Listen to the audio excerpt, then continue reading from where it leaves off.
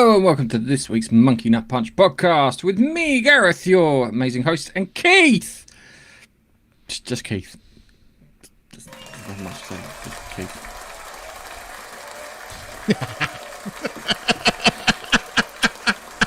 Gonna take those fucking buttons away from you, I swear. Hi. How are we doing? We're doing alright. Doing alright. We've had a weird one this week. Came into possession of something rather cool, which I don't want to say on the stream. I've just told my friends. It's not drugs. Yeah, it's not drugs. It's not porn, so it's not that cool. It's not drug-based porn either. It's not drug-based porn, no. So, welcome to this week's Monkey Nut Punch podcast, where we've got lots of stuff to talk about. I watched one of the Deep Space Nines that I should have, but I hadn't watched the other one because I watched Tulsa King instead, which was really fucking good. Mm-hmm. Yeah, and that guy's head. Ooh. Yeah. It was. Yeah, that was. I didn't think it was that bad until they stepped away and you saw it. It's like, ooh, that's not good. Well, I mean, kind of what you want to do to all corrupt officials, but anyway, we will get into that. We will get into that. Have you watched anything recently? I caught up on. What have I caught up on this week? I watched because one of my guilty pleasures is The Diplomat, so I watched all of that in like 2 nights. I watched Invasion on Apple TV.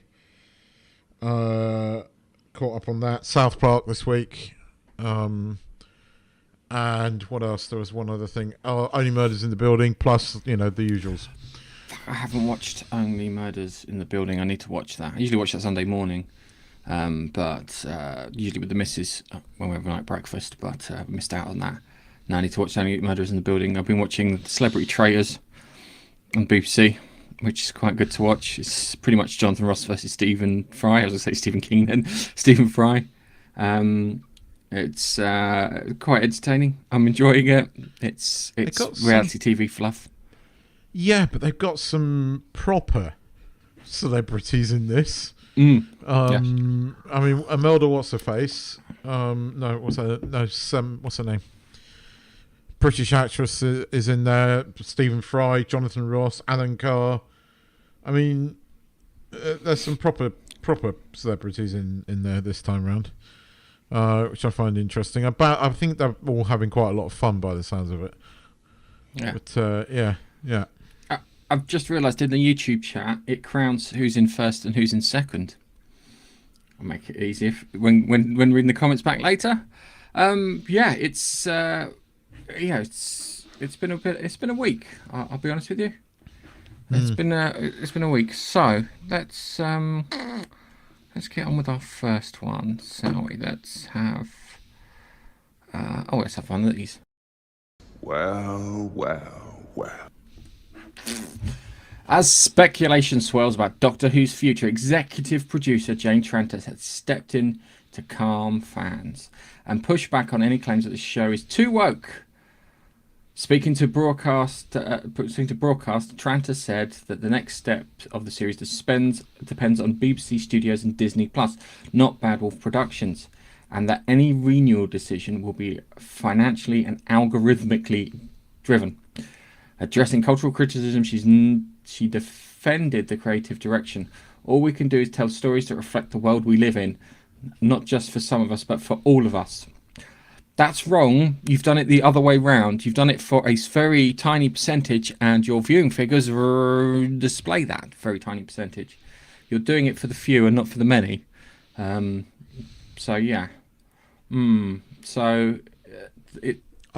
BBC confirms Doctor Who will continue without Disney Plus involvement, which I don't know how that's going to work, but considering no one's watching it.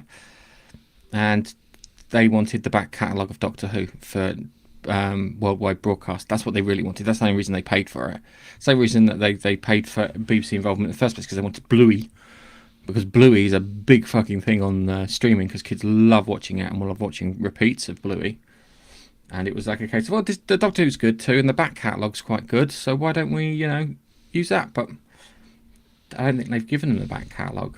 Ncuti Gatwa was shit. I watched the episode, the follow-up to Midnight, and it was annoying because if you swapped out Ncuti Gatwa for anyone, even Dr. Karen, that probably would have worked better. I'll give you that. It's his one good episode, but how stupid. I mean, you sit there and you wonder when you read this. I mean, these people sit in a room smelling their own farts, don't they? I mean, they really do. They are unbelievable. Either they are unbelievably stupid, or they are that fucking delusional that they believe this shit. And it is proper head in the sand. And it just goes to show that these people shouldn't be in charge of anything, let alone this. Your viewing figures went down. It's why you're not getting any more Disney Plus money. That tends to mean that the stories you're telling are not landing with your audience. This is not fucking rocket science. If you are telling good stories, your viewing figures will be higher. People will talk about it. People will go, have you seen Doctor Who? No, I haven't watched it for a while because it got crap. Oh, it's really good again. Right? That's what happens. It happens. And we know it happens with shows because, again, I love using this as an example. That's what Picard Season 3 did. Started off crap because nobody wanted to watch it. Everybody, when it went, said it was really good. It became one of Amazon Prime's most highly rated programs worldwide. Right? All you have to do is write stories for everyone. Everyone. Not claim that you write stories for everyone and then hate most of the people that you're writing stories for and write for a very niche market, because then a very niche market will watch. Again, this isn't rocket science. My fucking 8-year-old niece could understand this. Have you seen that interview where I can't remember who they're talking to. They're talking to some drag queen. And they said, do you watch Doctor Who? I used to watch Doctor Who, but it's a bit too gay for me now. When a drag queen turns around and says it's a bit too fucking gay for me, yeah, because the people who watched it weren't watching it for that. It was, you threw the things in here and there. Okay, we get that. Yeah, that's fine. We were fine with that. But you got to a point that the stuff you were putting in there was pointless. If you remember correctly, we had that episode with the Dalek, and it was ripping off Iron Man and Venom. Yeah. Yeah, and you had that gay copper in the basement. Yeah. He was only there to say that there was a gay person in that episode. They could have just left it, but they had to cram that in there with a fucking crowbar and do that. And it's like, I'll give you an example. Foundation, yeah? Foundation Season 2, you've got the commander and his lover, yeah? And I watched that romance and went, oh, one of them's going to die. One of them's going to die. They're going to get separated. They purposely separate them at the beginning to then separate them at the end to bookend it. And it was like, Christ, how's it going to happen? And he landed on the planet, and then Empire then crushed Terminus with him on it. Not realising that Harry Seldon already predicted this and already figured out a way of saving everyone. Just the people. The buildings didn't matter, the objects, nothing mattered, just the people. And he saved them. And then Matey then sacrifices himself to destroy Empire's fleet because he thinks his lover's dead. And you're like, if you're going to do a gay couple, do it like that. Yes, because that's interesting. That is fucking interesting. Because yes. when you write a character or create a character, the idea is if you want to make them interesting, put them through hell and see how they react. Build the character up and then give them a load of circumstances. And if you've done a good job with the character, they'll react certain ways. Yeah, and you'll get to watch it, and that's interesting. And I'm a bit. It just. If what do you call it? If drag queen is saying that your series is too gay, you fucked up. That's it. But this is the thing. I mean, we criticise him for bad writing, but he's choosing to, because actually there are moments in that Midnight follow-up. Had it been a different Doctor, that would have actually been a bloody good episode. It was clever. Capaldi would have elevated that episode on his own. Capaldi in that episode would have been... That episode would have been amazing. Right? You're making a choice. Not everything has to have representation. Right? Not everything. You can cast a black doctor. That's fine. Right? You can cast a gay doctor. He doesn't need to tell everybody he's gay the whole fucking time. You don't need to. You don't need to. I don't go around telling everybody I'm straight all the time. Why do you need to go around telling everybody you're gay all the time? I don't get it. I don't understand it. I just want to live in a world where everything's just is. We accept it. I know gay. We don't need fucking people. pride. They don't. Yeah. I know gay people. They don't ever say they're gay every 5 fucking minutes. I don't understand why though. I don't understand why there is a fucking pride theme in my Microsoft Word. Right? I don't get this anymore. Right? Maybe when this was, you know, the UK or America of the 80s and 90s, maybe we needed to change people's perceptions a bit. But now, you know, I've got gay friends. It's fine. Get on with it. Just is. It is. That's what it is. Fine. It just is. It's an aspect of their personality. It's not their personality. We don't. If it is their personality, they're shallow as fuck. You know, there's something wrong with society where you have to go, oh, you're gay, you're so brave, well done. Because that actually creates problems. That creates resentments. And Doctor Who just went too far. I mean, and you don't... People are so obsessed with this. And you have to wonder what lives they live where they are so obsessed. I mean, if she genuinely believes what she's saying about Doctor Who, lady, you got a problem. You need to go and see a shrink. Yeah, it's because we're not saying this. It's not we're saying this. It's the 8 million people that used to watch Doctor Who and that now don't are saying this. It's not. It's 8 million people, and yes, you know, but. There are a lot of big fans of it, and a lot of the fans have gone away. You lost your fan base. And look, there was always like drops in stuff when it went from Matt Smith to Capaldi. A lot of people switched off from Doctor Who because they didn't like Capaldi. New people came.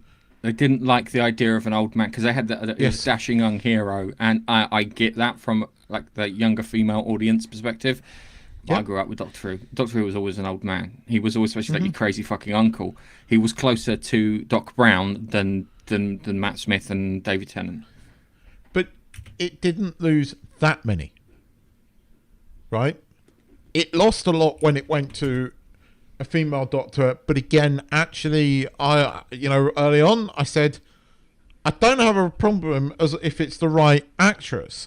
The problem was the writing. But having said that, like we said last week, the best, you know, Chris Chinabal wrote a 60th. Fucking Russell T. Davies comes back and writes an Ego. And it's like casting Sir Isaac Newton as an Indian guy. You did it deliberately. You set that guy up for racial abuse online, and it does happen. Then you can point at it, right, and go, "How terrible is this?" There are a certain subset of people on the internet that are sad and do this, right? You don't need to deliberately provoke it to point at it and go, look at how terrible that is, right? Because that makes you as wrong as those morons, right? You are deliberately doing it to provoke these people. You are just as bad. The funny thing is everyone's now getting tired of it. Yes. Everyone is tired of it. Everyone's tired of the you and I have been saying everyone's tired of this thing. We are going back. We were going forward, and we are going back. And why are we going back? Because of morons. Yeah, I don't. It's... And when I saw this article, it's like, even you can't believe what you're saying. I mean, you know, you are either you are deliberately baiting the people to keep this, you know, in the zeitgeist, keep people talking about it, or you really do believe it. And if you really do believe it, damn, you've got a problem. Yeah. Because it's not just us. It's not just like, you know, people online and people on podcasts, you know, waving about this. Your fucking ratings were terrible. It's why you haven't got the Disney Play. That normal people don't like the shit you're spouting. People don't buy this anymore. They've had enough. And if you're not including normal people, you're not being inclusive. That's what you're forgetting. That's the bit that gets me. Oh, we're being inclusive. Are you? Are you with tokenized characters, and they are tokenized characters? Yes. Yeah. And I'm not a big fan of tokenism. I like it when you've got like good characters. I'll give you an example. Journey to the Center of the TARDIS. Yeah. Yeah, the three black brothers in that. They weren't tokenized. They were proper fucking characters. Yeah, they were the two older brothers bullying the younger brother because the younger brother, because he was a bit smarter than the two of them, inherited the business, and then they lied to him about being a fucking android. Yeah, and that's something. That's not token. That's something. That's their characters. Don't do the tokenized shit because you're doing it, and it looks shit, and it is shit. It's lazy. It's beyond lazy. It's getting to the point it's a little despicable. Anyway, I think we should move on from this one. How about this? Hans Briggs? Oh no! Actor Jacob Scipio has reignited interested in the cancelled Batman movie, calling it a phenomenal film that the world will never get to see. Speaking to the director, Scipio, or his name is Jacob, attended a private funeral screening before Warner Brothers canned it. Discovery shelved the nearly finished project for tax reasons, insisting that the movie's star Leslie Grace, Brendan Fraser, and Michael Keaton was strong enough to have.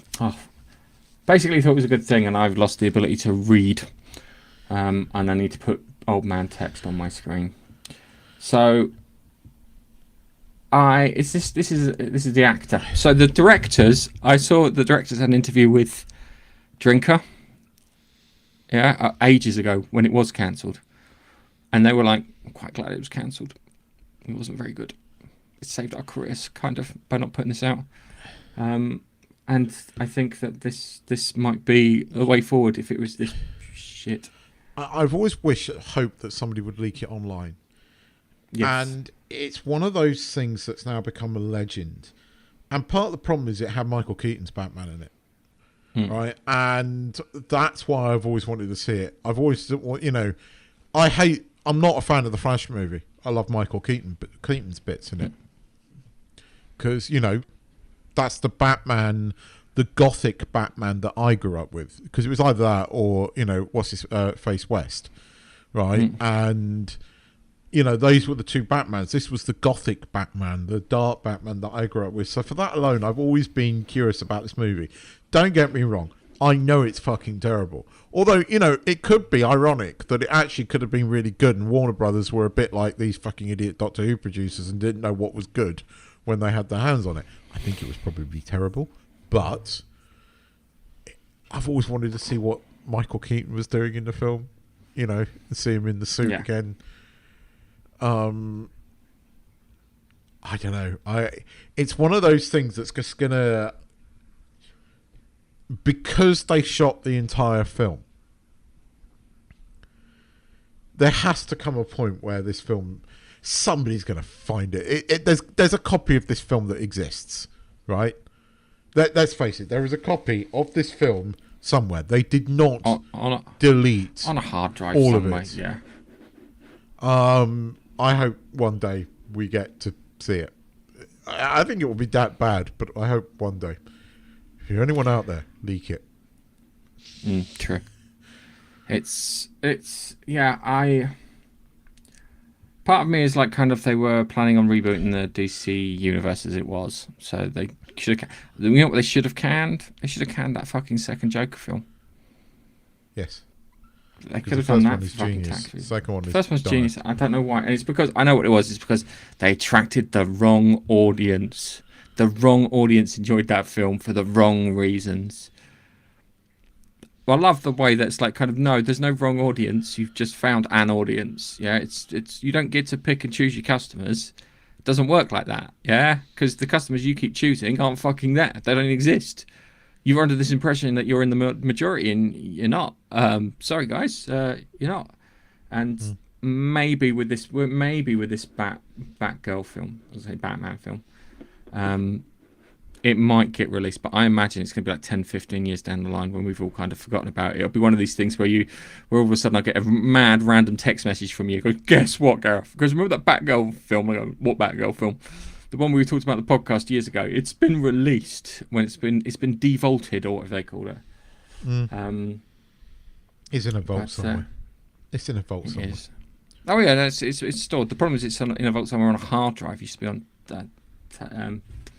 big old discs and stuff. So it's probably sitting there with no sound score on and no special effects finished. Hopefully, but it was near enough complete when they wiped it out.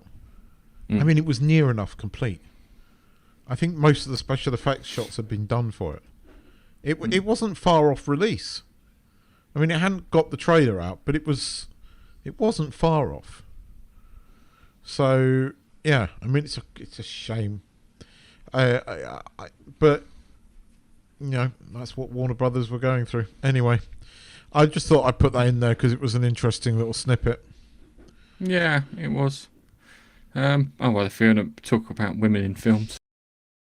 Put a ticket in and make a living.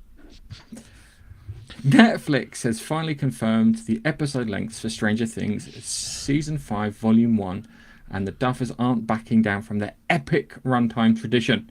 The first 4 episodes drop on the 27th of November, with the shortest clocking at 54 minutes and the longest stretching to 1 hour 23.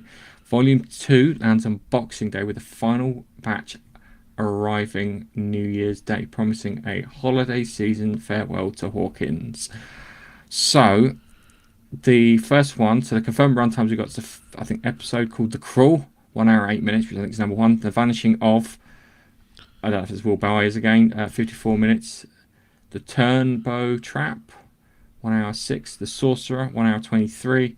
So that's the first 4 episodes there. And then we get 27th. Yeah. I thought I saw runtimes of the last. They're all like near enough an hour to an hour and a half long. Yeah. So yeah, they're not holding back on long running time. The problem is they've taken so fucking long to bring this out. Yeah. I mean, they're all. I mean, she's married. She's married with an adopted kid and drives herself to work. Yeah. I mean, and there's meant to be a spin-off live action TV series coming that they're talking about is a few years off, and it's like, what? You should be coming out with it next year.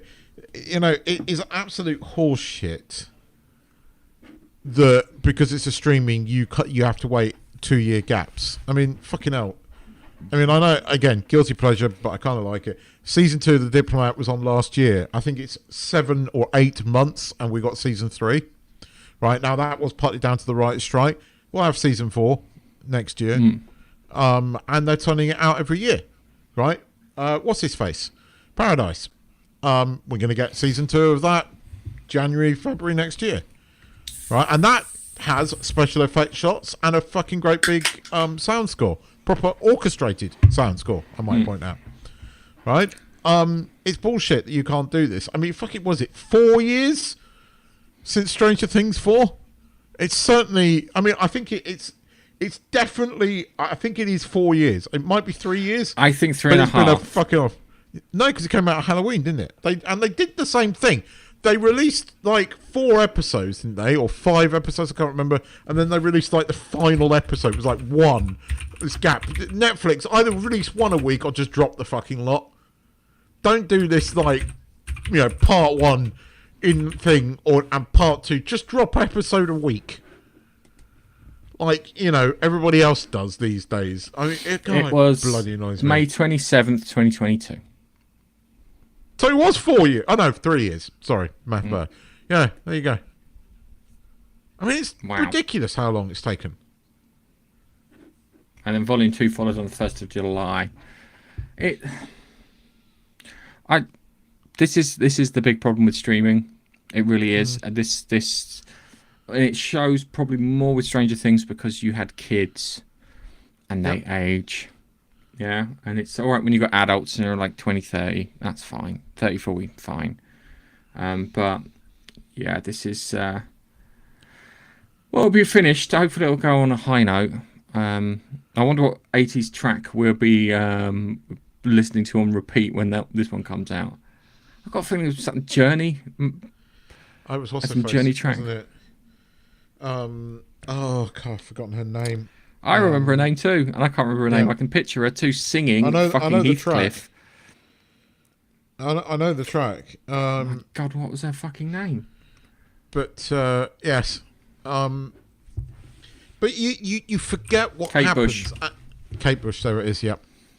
No, I don't know. I saw Lego it's fucking releasing a Goonies kit.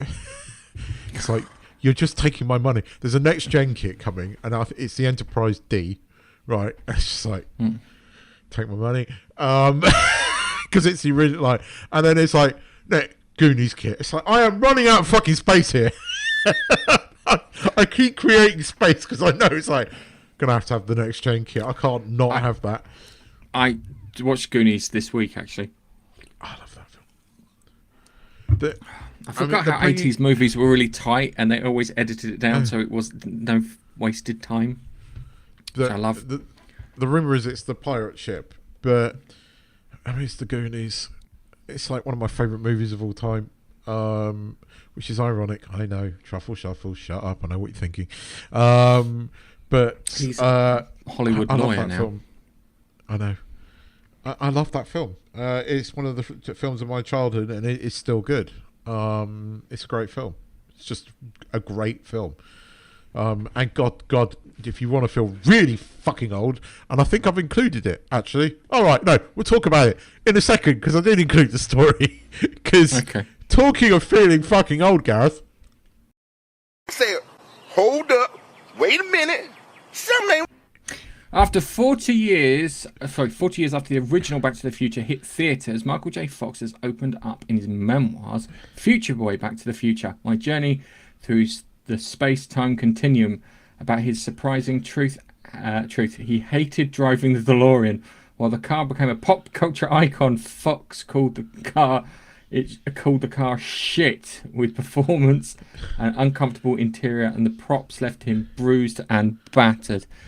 It was a shit car. That's why I didn't sell. I mean, and I saw one the other day. But can we just take a breath? I saw one. The other day. Did you? Yeah. There's so there's like a detailing place, right? It's one of these weird Thai things, right? On one side, it's a car detailing place. On the other side, it's a really expensive Japanese Wagyu beef grilling place, all owned by the same people. And it's got a Spider-Man, an Iron Man, and a Hulk outside on one side. And on the other side, he details really expensive cars. And he's had everything in there. I mean, you go past there, and usually he's got something of note, right? And a few weeks ago, he had a immaculate DeLorean. And, you know, I was like, I made them pause the bloody car. I got out of the car and ran over, and I'm just like, I'm going, ah. It's like, I know it's a shit car, but it's fucking iconic. And I know it's a shit car, right? They are shit cars. But it's a fucking time machine. But can we just pause for a second? 40 fucking years old. Yeah. On Halloween, they're showing it at my cinema, re-showing it at my cinema. Oh, God damn it. If I was there, I'd be with you. I mean, and this is one of those movies that really does have a hugely loyal fan base. I mean, you think, and I know one of these super fans because he's the GM at one of our business units where I work, and he is properly like a super fan of it, knowledgeable, knows everything about it, has met these guys. But I love him because, you know, they're one of us. But he is a proper super fan of this. But yeah, again, these are like one of my favourite movies. And I love the fact that Michael J. Fox, having quit acting, is back again. And he's going to be in Shrinking, which season 2 was brilliant. Though. Season 2 was brilliant. Season 2 is great. Season 1 is really depressing. Season 2 is fantastic. Like, there are moments with Harrison Ford that are just... Right? Season 2 is a bit more like... The thing is, right, if you took all the drama out of Scrubs, that was what season 1 was, right, without the comedy, right? Season 2 is a bit more of a mix. Keith, that does I'm not not sound saying appealing. season one. If you No. take the humour out of Scrubs, it's shit. It's casualty. Yes, and that's why a lot of people don't like season 1 of Shrinking. Season 2 is great. Like, season 2 is really good of Shrinking, and I'm kind of looking forward to seeing Michael J. Fox in this because, I mean, he played that sort of dodgy lawyer in the Good Wife, and he was Spin City. quite good in that. And he played a lawyer with the disease that he has. Yeah, I mean, the press are making out like this is the first time he said the car was shit. He said the car was shit. No, before. I think I remember him saying the car was shit Yeah. too. I think I've even heard Robert Zemeckis say the car was shit and annoying to deal with. This is a joke. That's the joke in the film. You put a time machine in a DeLorean. I mean, we all know they're shit. That was the joke in the film. But I love the fact that the press... I mean, it's just because it's 40 years old and, 40 years old. Jesus. And it's still a fucking great film. I love Back to the Future. And I like parts 2 and 3. Okay, they're not quite as perfect as part 1. But they still... I mean, as I love them. The music, everything about them. They're just great movies. They're great movies. But, yeah. Glad that Michael J. Fox is still with us. And he's acting again, which is great. Yes. Let's move on to our next one. Let's have that. My name is Jeff. George Lucas has once again publicly addressed the outcome of selling Star Wars to Disney back in 2012, and his remarks suggest a mixture of acceptance, nostalgia, and detachment. He states that Disney has taken over, and they've given their vision, and adds, "Of course, I've moved past it. I mean, I've got a life, despite the $4 billion plus deal and the ongoing success of the franchise. Lucas is now focused on other pursuits." I love that. Like the Lucas Museum of Native Arts. I find that funny. It's like kind of I've got over it. I've moved on. I've got £4 billion in the bank, and Why doesn't he just go $4 billion, bitches? Star Wars Theory did carry some more comments out of this where he actually did, because he did apparently not snap, but was very clear that Disney went with their vision and not his. Oh, he said that before. Behind closed doors, he's not happy. Oh, but everyone knows $4 billion he's not happy. will make that a lot easier. Oh yeah, that's because I'm not happy. I look at my bank account. I can live with it. Yeah, what do I want to do? I mean, can do fucking anything. And the people that attack him, if you got $4 billion, would you give a fuck? The worst thing is, I'd do that. I'd buy it back for $2 billion. I've made $2 billion. Oh God, he could probably buy it back for 500 million, considering what it's worth right now. Yeah. I mean, it's the merch deals. That's what's worth it. People still buy the Lego kits. People do still buy merch. They don't buy the toys as much as they do. Have you ever not No, seen but the? I'll send you a link to what's referred to as the Kingdom of Worthlessness, where this guy goes into a toy shop called Ollie's. But it's all great. But it's all modern stuff, New stuff. mainly. Yes. Yes. But people do still buy the old stuff. Even though people are slagging off that $1,000 plus Lego kit, people are fucking buying it, right? Oh, it's the Death Star one. Yes. So it's original Star Wars still has appeal, and there is still value in the merch. The current state of it, it's not worth anything. And the Mandalorian and Grogu movie is not going to do a lot. Ahsoka season 2 is not going to do a lot. Disney well and truly screwed that pooch. And the Acolyte, which was meant to save Star Wars, didn't. And Andor was a brief shining moment in a very shitty ocean. Yeah. It's when someone went, "We're going to do Star Wars, but we're going to make adult Star Wars." I would like to know what George Lucas's thoughts are on Andor. He hasn't said anything, has he? Not officially. There's rumours. There's rumours, but apparently he was actually quite complimentary of it.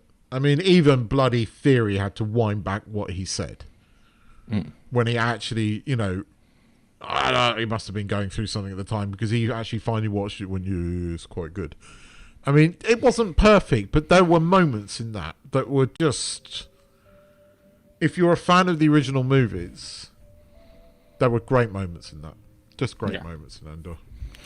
Okay. I know the music. So, who's 7 years old and painted a picture of a teddy bear? Nigel. Okay, so... Number 1 in getting the gold medal is Biffa. Hi, Biffa. Hi, bud. I don't know. It's the one where he's a monkey, isn't it? Yeah. Robbie Williams biopic. I haven't watched that yet. I have to find it. I find it on a streaming service because I don't hate Robbie Williams. I won't say, if I listen to the music song, I'm not going to turn it off. There's my woman. She gets prior notice and she comes in second. You're being very polite. Silly. You've seen shit, basically. Yes. It's very polite. And it's talking about traitors. I know some of the celebrities or Yes. It's the first time I've switched on something on celebrities and go, oh, I know them. I'm gonna say I bet Biffa has watched the AI video with Bella Ramsey as the new Doctor Who or Doctor Woke. I'm putting money on the fact that he's seen that, and that's why he made that comment. Capaldi, darling. Last time you watched it was Capaldi. And then I've got... What's it?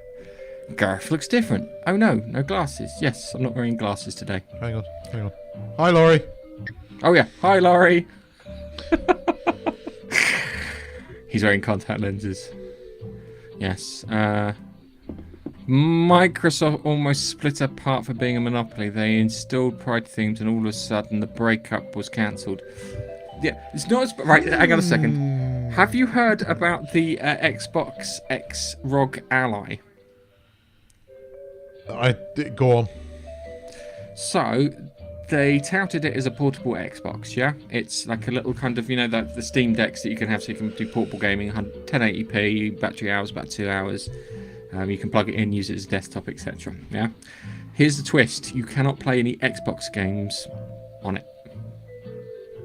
So if you own Xbox games, so like I've got a ton of games I own from Xbox, be it from the gold giveaways or ones I've actually bought, you cannot play any of them on the handheld. Well done, Microsoft, you fucking idiots. Okay. I know. Just when he saw that, I went, oh, he's something stupid that Microsoft done. Hi, Steve. Hi, Steve. Something stupid Microsoft's done is my daily chart. Anyway. Anime spin-off. Crikey, where were we for this? New guy. Hello, the Disney guy. Looking rather scary there. Anime spin-off. Hang on. Who? No, there was something else that I know. There's an anime spin-off coming. Back to the Future. There's an anime spin-off. Batgirl. Yes, but Stranger Things. There's also meant to be a live-action one as well. Ah. Yes, you're right. Yeah, I knew. I'd read that somewhere. No, you're right. I was just trying to go back. Yeah, we don't like it either. This is the problem. When you had network TV, if you got a delay on a series, it would literally be 2, maybe 3 months max, no further than that. So you were only ever like 9 months away from the next series, and they used to do them on big time, and I miss that. Yeah, and then it's like stop dragging it out. I can understand the year. Go on. We've got a request, Keith. Go on, do it. I'm not doing the fucking truffle shovel. Do I am it. not. No, I'm a respectable manager these days. Can't have that content online because they will find it and post it around the office. Oh, if that's the case, just give me an email address. I've got tons of it. I've got one about, what is it, using your balls to open the phone. Oh God, no! Fuck. I have that, Keith. Yeah, I remember that. I remember usually that. balls open the sink. They just showed Back to the Future at the brewery here. Had a movie night. Unfortunately, we missed it. That's a shame. Hang on. Whoa. Cinema showing in a brewery. They're onto something. Yes, they are. And Steve has noticed I'm not wearing specs today. So yes, and my eyes are. I've just noticed my eyes are really fucking dry. So I'm not a fan of the Rey cloning thing in the trilogy sequel. I'm not a fan of the trilogy sequel. I'm not a fan of the trilogy sequel. You could. There are so many things you could have done. If you asked me, I could have fixed that. I could have fixed the Rise of Skywalker, and all you had to do was you had no Palpatine. You just had Snoke fall out of cloning vat, pull a load of cables off of himself, yeah, and turn around and go, "Get me the head of Kylo Ren," and then it would have caused a civil war inside the First Order, which would then, of course, give the rebellion or resistance, whoever it is, chance to fight back. That's all you had to do. They could have just, had a Bible for the 3 sequel episodes, bit like Maybe George from the guy Lucas you bought it from. had. You Yeah. made billions. But this is what Disney does. They buy something, and they go, "Oh, this is really good. You did such a good job with it. Now we're going to ignore everything you say and do something completely different that we know doesn't sell." It makes perfect business sense. Hey, imagine it's like a building company, yeah, and it's like, we're not going to use concrete anymore. We're going to use mud to build a skyscraper with. It ain't going to fucking work. What have you got against mud? There's nothing wrong with mud. Editing my new mini series. We're mud inclusive. Yes, we are mud inclusive. So much fun. But late to see you guys. Hi, Chuck. Hello, of course, the hosts. Lovely new look. Apart from this fucking spot on my nose here, it's driving me fucking wild. And considering that's the side that I fucking show on this. See, if I'd done this way, it'd be okay. But I have to do it this way because my screen. I talk to Keith here. And the mic is here too. So, Tanner says you liked Andor. Andor's great. It's just like he's wearing glasses, not contact lenses. Anyway, let's turn the music down. We've got a trailer to watch. Oh. I'm actually getting more excited for this. I'm getting more excited for this the more it shows up. I'm going to be honest with you. Okay. Hit me, because I don't know what this is. This is a the Running surprise Man. trailer. Edgar Wright's Running Man. Ah. And I think it maybe I'm more excited for the fact that Edgar Wright's done it. And it's more. The problem is that people who watch the original film and fans of the original film aren't going to like it because the original film didn't really stick to the book. Where this stuck to the book because it's I've been thinking about the show. For the next 30 days, everyone in the country is trying to murder me.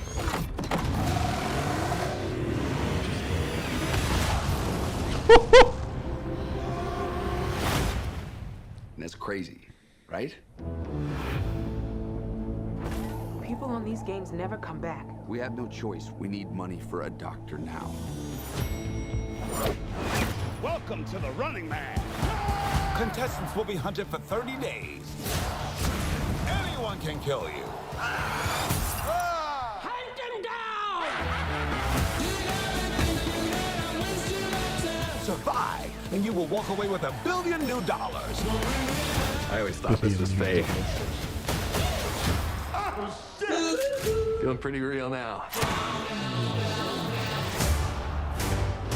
I need weapons, an ID, and a disguise. Holy shit, is that C4? That's not for sale.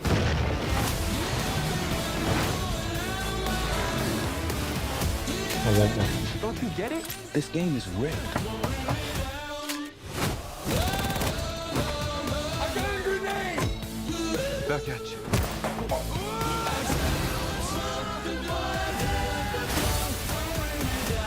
Everything okay, Mr. Springer?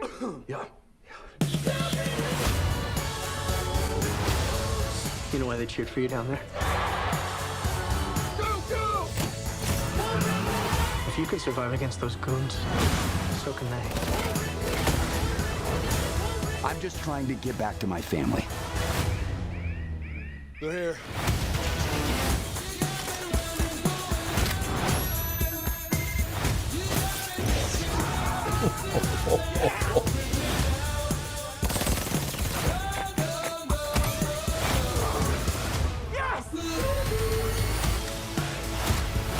I'll be honest with you.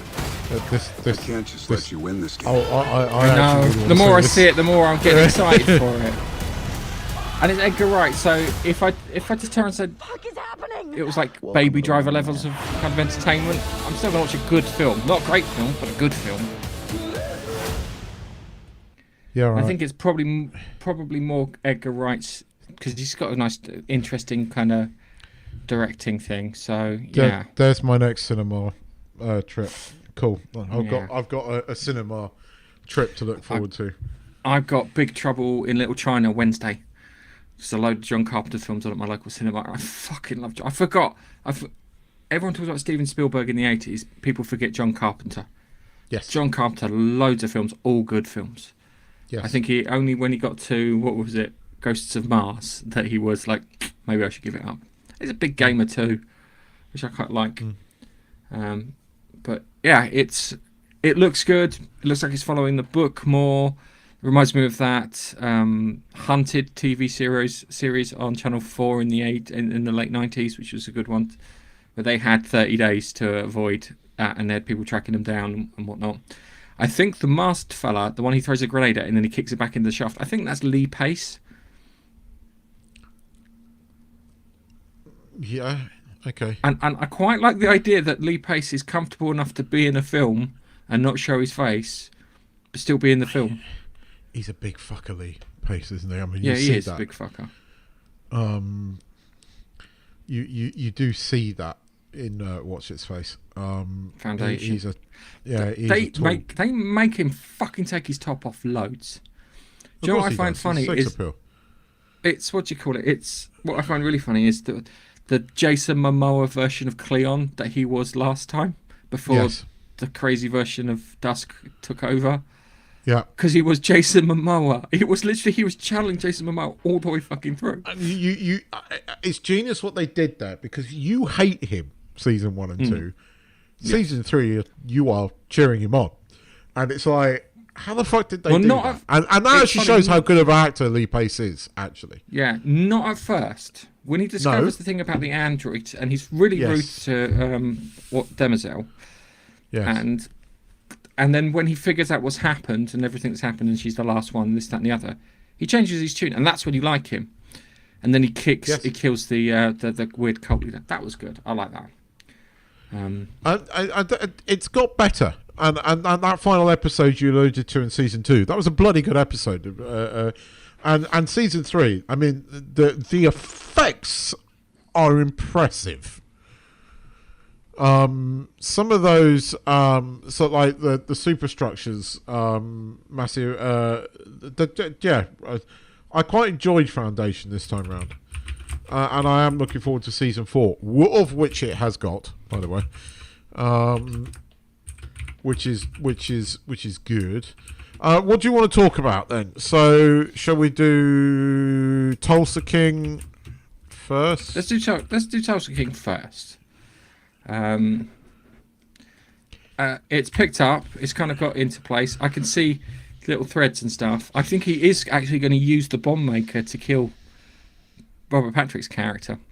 Oh, I think he's going to get pushed. He's got to punch him first, though. He's got to land a punch on him. I think he's, from my perspective, it feels like he's not going to be able to, and because he's not going to be able to, he's actually going to go, yeah, fuck it, let him. And the worst thing is, he'll let him, and then he'll shop him to the FBI. Yeah. And then you've got, I can't remember the guy in New York who's like the mob boss head, who's like the worst thing is, I can't remember the character's name. Plays Rick Flag Sr. in Superman and Peacemaker. The other mob guy. Yeah, he's starting to join in with them and starting to work with them. He's becoming more. But he's likable. an arsehole. But the problem is he's an arsehole. And it's not quite working the way he wants.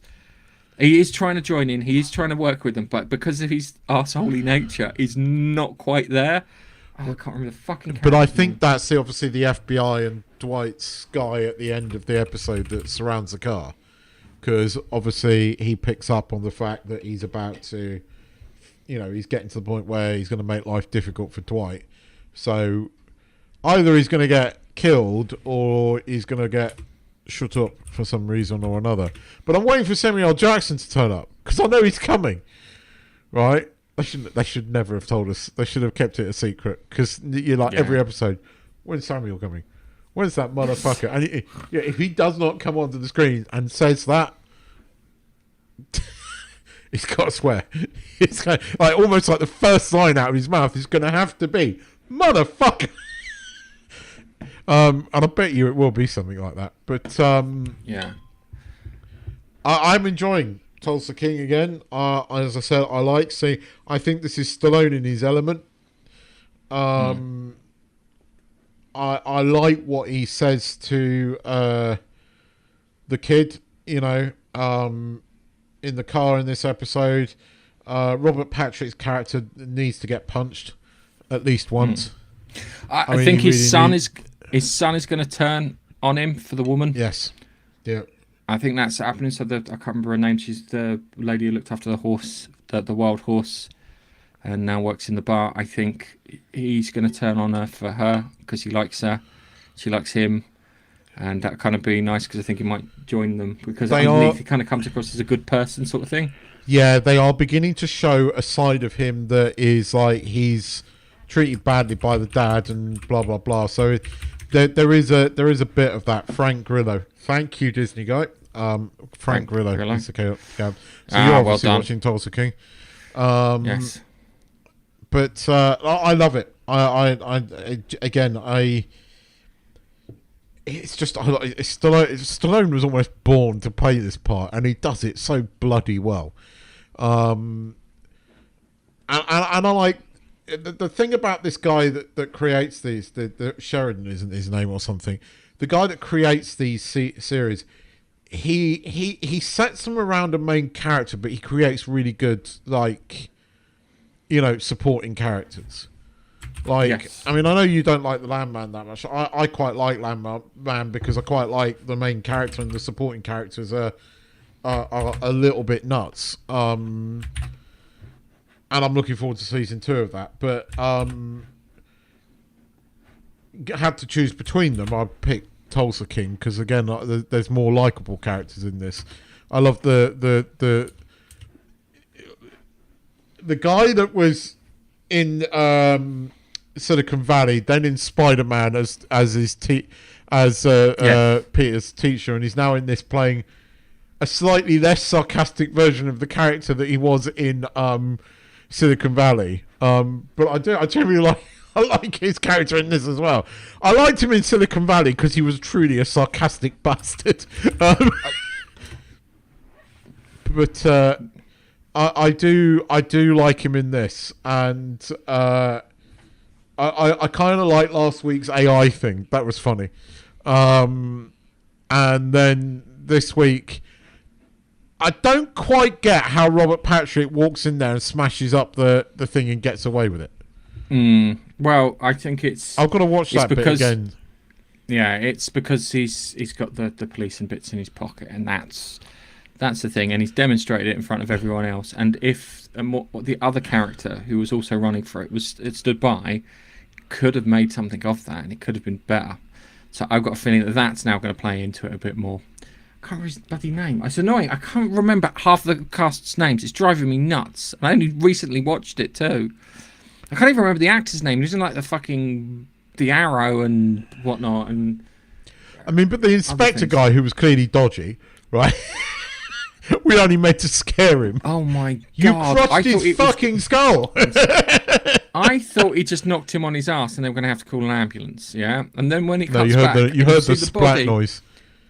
You see the body, and then you see his skull's been crushed, and his brain's just like pink shit all over the floor. I'm like, wow, that's get your way out of that fucking one. That's gonna be novel. And then the bomb maker. The kids noticed the bomb maker. Yeah, and I think someone else has also noticed the bomb maker too, which isn't a good thing because I think the bomb maker's made all of them because he wouldn't go anywhere near them until he's made them all. So, yeah, that's Yeah, interesting. So it's going places. I feel like it. The Yep. characters are doing things. How much money that Dwight gets arrested at the end of the season? He gets arrested every season. I'm just saying, it's tradition. Whether he does or he doesn't, I don't know. So it's good. It's good TV. It's good. Paramount Plus has been the fucking star streamer this year. It really has. What? Go on. Mobland, Dexter, Tulsa King. There was another one. And I've been using it to watch Star Trek with too. So You see, we don't get it here, so it's hard to judge. I mean, for me, I think. I mean, obviously, I hate to say this, but Paradise was was a big highlight this year. I think it has Foundation was good. I don't currently have a Prime subscription. Gen V. tried watching it, couldn't watch it. The twist in it was really good. Like, Don't it tell me was I'm not watching it. genuinely really fucking good, and I now know where it's going. So the original, so the headmaster, and actually it's so fucking obvious, right? The headmaster, when they say, "Oh, he hasn't got any V in him," and he shows the powers, that's because the headmaster is a nobody. Person controlling him is the burnt body that everybody thought was his father, and it's not. It's the original creator of Vought. And he can bring down Homelander. Like, he can control everybody. And it's Marie that heals him because she tricks him. So the nasty headmaster is a nobody that he's just been controlling like a puppet master. Fucking great twist, actually. Okay. I've really actually, Gen V Season 2 is, if you get it, you have to get into it. You either like it or you don't. But the twist in episode 7 was really good, like really, and it finished off going, oh, okay, yeah, he can actually bring down Homelander. Not as good as what they should have done if they'd done it in the comics. But this is leading into the last season of The Boys, I think. Well, we need the virus for it to work. That's the one this thing. guy that they can need just to... control Homelander. He can just make Homelander kill himself. No, because him. the thing with the Boys ends when Butcher releases a virus to kill everyone with V. Yeah, but we've already done that. That was in Gen. Oh wow, yes, yeah. No, it could be that. But he's got superpowers now in the Boys. But I don't know. That episode of the Gen V was pretty good. I thought that was quite a good twist. So I forgot to mention I've also watched Gen V this week. I didn't quite get the South Park this week, although they still. I didn't really get what they were taking the piss out of things that are clearly just American, and if you're outside of America you probably don't get. But it's like the devil is pregnant with Donald Trump's butt baby, right? And they're saying that, like, even when he was sleeping with Saddam Hussein, that the devil's butthole is so small that Saddam Hussein couldn't penetrate it, except like Donald Trump's penis is so small it gets through. And I do like how they basically are coming up with ingenious ways just to say that Donald Trump's got a small dick. And I do find every time that, like, Trump is on the screen, but I didn't actually, half of the episode, like the A story of the episode didn't really work for me. Peter Quill, whoever that is, or Peter something, knows the Antichrist. I didn't get that. I don't know who this geezer is. Obviously, he's somebody in America, and if you're American, you probably know who he is. I haven't got a fucking clue who he is. So that really didn't land with me. And the whole 6 and 7 thing didn't really land with me. But so no, this week's South Park wasn't great, except the Trump moments are funny. Slow Horses was though. I fucking love Slow Horses. Slow Horses was fucking brilliant. Roddy. Oh, Roddy. So it starts off, doesn't it? He's in the interrogation cell, and he's determined that the person who's only trapped him is in love with him, and he gets told, goes, we just need to get her on phone for 2 minutes so we can run a trace. And gets up to the thing. He gets a minute in and he yells, they're trying to track your call. It goes, end this number, blah, blah, blah. It goes, da, da, da. He goes, I know it takes a minute to get a trace like that, not 2. And he goes, well, since you've left, we've got better at it. It takes 30 seconds now. He goes, well, we found her. But Jackson Lamb turns up to the false address, just goes through the bins and works out where the fucking house is because he's like, oh, lots of takeaways. Like people are going in there quickly, doing the thingy and then disappearing off. And he waits for them in the house, pretending they had an Amazon delivery or something, needed buzzing in. And then when the dogs turn up from Regent's Park with Flight, yeah, it's like kind of, what are you doing here? Because you should be at Slough House. It's like kind of, I got out the same way you did, through the fucking door. And it's great that he's just one step ahead. And you've got him and Standish, and they're quite, because they're old school spies, they're more analog in how they approach things. And you see Standish later on come up with her analog solution to save the fucking mayor from being shot at. But he has that conversation with that, and it goes, when you go, was it let the guys go? He goes, let the guys go. I think they should clean their fucking lockers out. And the worst thing is, he's right. The slow horses, who are supposed to be the shit spies, have embarrassed the dogs more than any other person. And poor Flight has been done in more by them than Duffy did. They are shit. Well, they're not shit spies, but they are flawed human beings. What I think is that Jackson Lamb is not flawed. He's just an arsehole. Right? But he is a fucking good spy. And this week you really see that. I love the Roddy's Wrath of Khan. Oh God, yeah. I will find you like Daniel Day-Lewis in Last of the Mohicans, not like Ricardo Montalban in Wrath of Khan. That's a fucking reference that went over her head. That was great. Because that's a reference you and I get. I will find you wherever you are. But not like Ricardo Montalban. Yeah, I loved the Wrath of Khan. I loved it. The ending got me because I didn't see that coming, and I'm sitting there going, I'm impressed with the twist. I'm pissing myself laughing at Cartwright's fucking reaction. It was like, no. Let's talk about the other guy first. Let's talk about, because you got the 2 mayoral candidates. You got the one who's supposed to be Siddiq Khan, and the other one's supposed to be Nigel Farage. Yeah. Go on. And the guy who's the Nigel Farage one gets confronted by Claude. Yeah, so Claude is like the head of MI5, and the way they've turned to blackmail him with this, that, and the other, and story headlines and whatnot. He's turned up and gone. That's the first time you've actually gone, well done, Claude. Well fucking done. That was a fucking great moment. Because the wife is so fucking unbearable. And you know, she's been really super fucking smarmy. And he just walks in and he's like, oh God, he's been all guys bolter. And then the switch, and he's like, boom, and then boom, do boom. you think I came in here without a fucking nuclear bomb? And then it's like, ship. There you go. Goes, you're the son of a legal immigrant who went to prison for GBH, and you dated a fucking communist. Oh dear, that was. I love that moment. But the thing is, the guy, I can't remember his name. The guy who's playing the stand-in for Nigel Farage. You're like, I hate your wife. I don't really hate you. Yeah. You like kind of, I hate your wife, not you. And it's like the guy who's playing the mayoral candidate by Nick Mohammed. Yeah, he is. What do you call it? He's up to something, and you know he's up to something. Yeah. But I don't know this because I've watched him in fucking Ted Lasso. Yeah, it's the way he talks. Like he's always like on camera or something. I don't know if that's something that's designed to make you distrust him or not.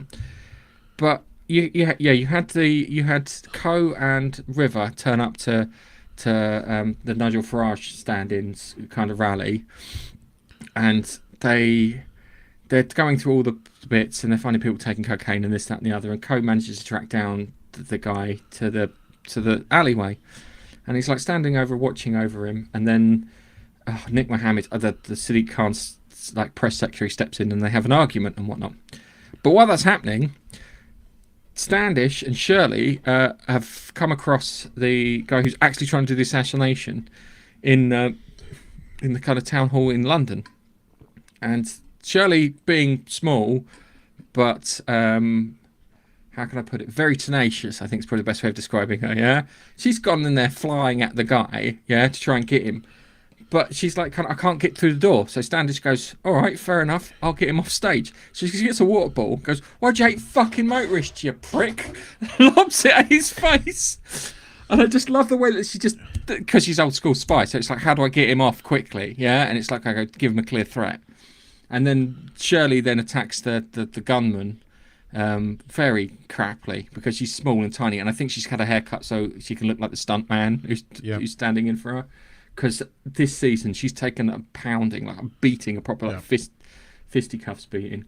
So that's happening over there. So they successfully managed to stop an assassination. The other guy, no assassination attempt, yeah? So between Ko and River, they set up this weird Rube Goldberg-style machine which launches a paint can off of a building and smashes the guy on the head and kills him. And it hit his head on the head. It hit his head, and I'm like, oh no, don't say they've killed him. Don't say that they're the ones who's actually fucking killed the populist leader. Well, it wasn't Cartwright that killed him. It was the mental one. Ko. yeah. It wasn't technically Ko either. It was just set up as a weird role. But hang on, no, because Cartwright had him in the position, and Ko's the one who was responsible for setting off the fucking series of events that caused that to happen. Yeah.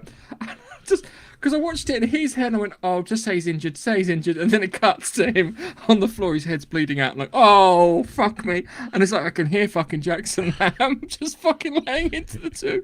It's just Cartwright sitting there with his pink paint, and I'd seen the clip. Oh, it's pink that's paint. The clip we got at the end of it, and you're just sitting there going, and you know, you'd react the same way because it's just unbelievable.